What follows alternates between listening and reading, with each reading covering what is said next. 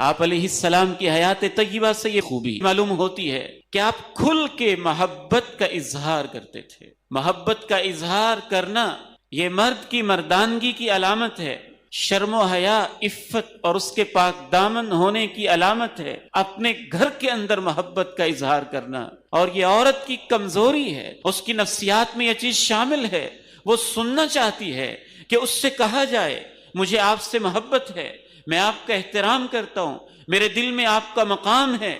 ان الفاظ کے لیے ایک عورت ترس رہی ہوتی ہے۔ کیسے بدبخت ہوں گے وہ لوگ جو فیس بک پہ، جہاں محبت کا اظہار جائز نہیں، غیر محرم عورتوں کو جن کی طرف دیکھنا، نگاہ کرنا اور خاص لہجے میں بات کرنے کی بھی اجازت نہیں، ان کے ساتھ تو محبت کے اظہار کیے جا رہے ہیں اور محبت کے پیغامات بھیجے جا رہے ہیں۔ اور جس نے اپنی ساری جوانی آپ کے گھر کے دہلیز پہ دفن کر دی ہے اور اس کے بال سفید ہو گئے اور اس کے دانت جھڑنا شروع ہو گئے ہیں، وہ اس انتظار میں ہے کبھی اس گھر سے بھی مجھے کہا جائے مجھے آپ سے محبت ہے، لیکن اس سے یہ الفاظ کبھی سننے کو نہیں ملتے۔ تو یہ اس بات کی علامت ہے کہ ہم اچھی طرح سے اللہ کے نبی کی سنت اور آپ کی سیرت کو نہیں سمجھ پائے ہیں۔ حضرت عمرو بن عاص رضی اللہ تعالی عنہ، ان کے دل میں نہ جانے کیا خیال آیا، بڑی محفل میں اللہ کے پیارے نبی علیہ السلام کے پاس آ کے پوچھنے لگے آپ کو سب سے زیادہ محبت کس کے ساتھ ہے؟ فرمایا عائشہ کے ساتھ ہے۔ عائشہ کے ساتھ ہے۔ پوچھا مردوں میں سے کس کے ساتھ ہے؟ فرمایا ابوہا، عائشہ کے ابو کے ساتھ ہے۔ کیا اظہار ہے، کیا انداز ہے، کیا اسلوب ہے! زبان سے بھی محبت کا اظہار، عمل سے بھی محبت کا اظہار۔ اگر انسان زبان سے اظہار کرتا رہے اور اس کی عمل چھوٹی چھوٹی باتیں بعض دفعہ ان سے پتہ چلتا ہے کہ آپ محبت کرنے والے ہیں۔ وہ چھوٹی باتیں ہمارے نزدیک چھوٹی ہوتی ہوں گی، خواتین کے نزدیک وہ بہت بڑی ہوتی ہوں گی۔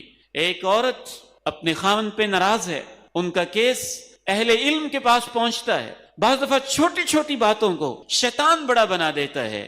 ہم پوچھتے ہیں کہ معاملہ کیا ہے، ماجرا کیا ہے؟ کہا شروع میں محبت کا اظہار کرتے تھے، آتے جاتے دل لگی کی بات کرتے تھے، اب کبھی انہوں نے محبت سے دیکھا نہیں، محبت کی بات کی نہیں۔ مجھے یوں لگتا ہے کہ میرے لیے ان کے دل میں کوئی مقام نہیں بچا ہے، اس لیے میں ان کے گھر میں اب میرا رہنے کو جی نہیں چاہتا ہے۔ عورت اس قدر نازک ہوتی ہے۔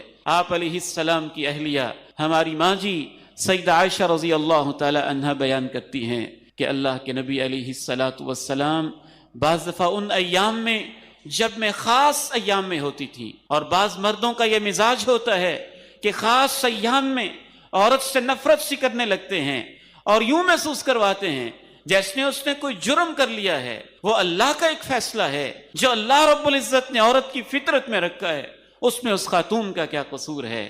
ماں جی عائشہ رضی اللہ تعالی عنہ بیان فرماتی ہیں میں خاص ایام میں ہوتی تو گلاس یا برتن کے جس حصے کے اوپر میں منہ رکھ کے پانی پیتی، اللہ کے نبی علیہ السلام وہ برتن لیتے اور اسی جگہ کے اوپر اپنے ہونٹ مبارک اور لب مبارک رکھ کے پانی پی رہے ہوتے تھے۔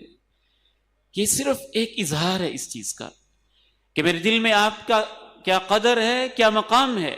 وَإِنِّي لَأَتَعَرَّقُ الْعِرْقَ أَوِ الْعَرْقَ، ماں جی عائشہ رضی اللہ تعالیٰ عنہ فرماتی ہیں عرق عربی زبان میں بڑی گوشت کی بڑی ساری بوٹی کو کہا جاتا ہے جس کے نیچے ہڈی ہو اور اوپر زیادہ سارا گوشت لگا ہوا ہو، اور اوپر والا گوشت ماں جی عائشہ رضی اللہ تعالیٰ عنہ فرماتی ہیں کہ میں کھا لیتی، اور اوپر والا گوشت اتارنا آسان ہوتا ہے، نیچے والا اتارنا مشکل ہوتا ہے۔